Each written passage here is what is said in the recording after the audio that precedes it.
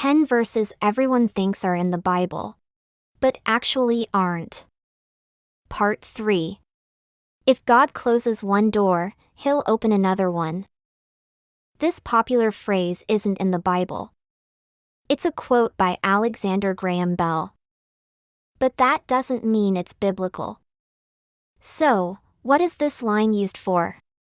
It has the same potential for stock image inspiration, and it does have some truth to it. The idea of when a door closes in our lives, and we look for another one to open, is a way to encourage ourselves. Self-encouragement is a biblical principle. This way of applying the phrase is a good way to feed hope into our souls. 2 Corinthians 12 verse 9, But Jesus said to me, My grace is sufficient for you, for my power is perfected in weakness. Therefore, I will most gladly boast all the more about my weaknesses, so that the power of Christ may rest upon me. The Bible does promise that God will keep us headed in the right direction. Psalm 32 verse 8, I will instruct you and show you the way to go. With my eye on you, I will give counsel. But the way you should go doesn't necessarily mean that God will make a way out for us when times get tough, or when we don't seem to be making progress. In fact, God often does some of His best work in our waiting, and He teaches us to trust Him more.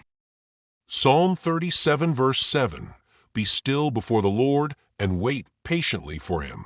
Do not fret when men succeed in their ways, when they carry out their wicked schemes. If God closes a door, we need to stop and consider what's going on in our life.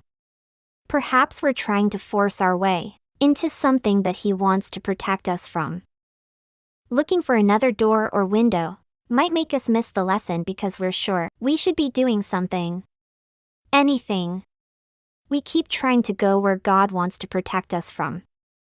If God stops you, don't immediately look for another way through.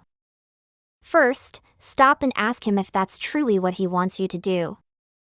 Otherwise, you could be like Peter, who tried to keep Jesus from being arrested. But that was exactly what God had planned.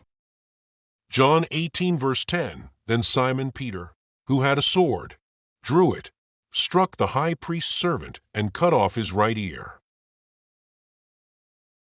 Thank you for watching.